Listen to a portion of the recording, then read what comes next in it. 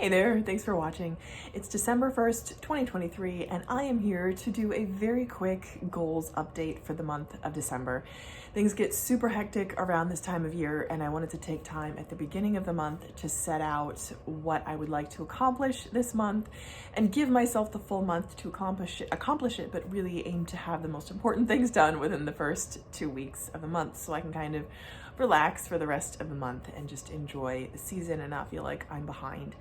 So this list really only has 3 things on it, and I'm excited for that because I've pared it down to like the most important things. And I have day-to-day tasks, of course, but my most important goals that I'd like to get done for the month are these 3 things.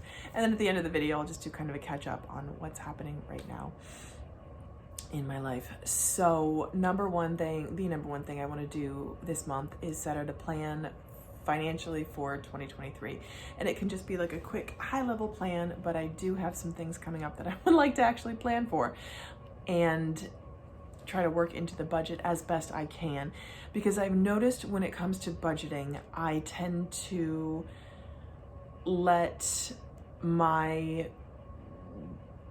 I don't want to say all or nothing, my all or nothing mindset take over, and I think, well, if I can't have everything exactly as I want it, then why bother doing anything? So, for example, as I look back on this year, 2022 was a whirlwind, and I wish, I feel like I planned as best I could, and I regret nothing. Well, I do regret some things, I'll talk about that later, but when it comes to making a plan for 2023, I just want to take into account what I can do and not let the fact that that's not everything I would like to do stop me. For example, I'm looking to cash flow an event, and because I can't cash flow the whole thing, I don't want that to stop me from saving just a little bit, so I'm a little bit further ahead and a little bit better prepared for that. So number one thing I want to do this month is make a plan for 2023. Thing number 2, and the next 2 are just kind of fun, lighthearted holiday things. Thing number 2 is I want to send out my Christmas cards. I had them printed. I made them in Canva. I had them printed. They're ready to be picked up. I just need to pick them up, address them, and send them out. And addressing them can take a long time, and like writing little like notes and whatever can take a long time.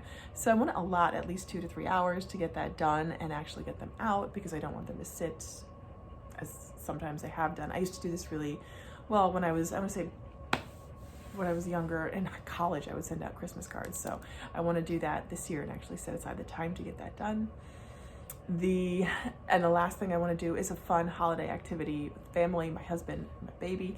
I would love to go and see the tree at Rockefeller Center. That's kind of been sort of a default tradition. It's huge. It's a huge tourist attraction, and it's always crowded, and there's always sort of tons of people.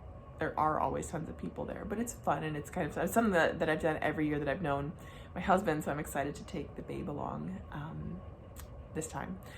So those are my 3 goals. That's it. Really simple, really sort of to the point, but I know that if I get to the end of the month and I have those 3 things done, I will feel good about myself. So when it comes to making a plan, this is a big one, because I've realized that in my life, this is a theme where I let the fact that things aren't exactly what I want stop me from making the best of the situation. For example, when I was applying to colleges in high school, my GPA wasn't what I wanted it to be, and I felt disappointed in myself, and as a result, I just kind of abdicated the whole process. I didn't really take an interest in the whole college planning process at all. So I wish I had taken a better interest and said, you know what, I didn't do as well as I wanted to, but I did a lot better than, I didn't do too badly.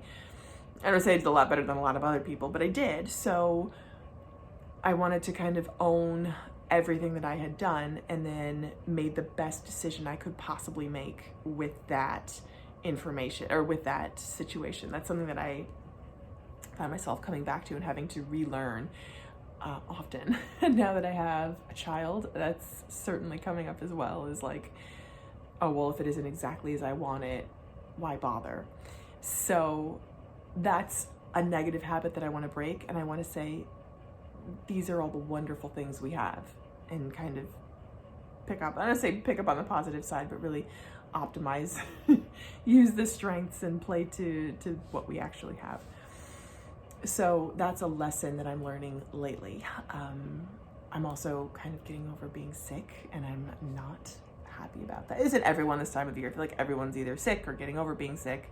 So I'm not special in that. Okay. So thanks for watching.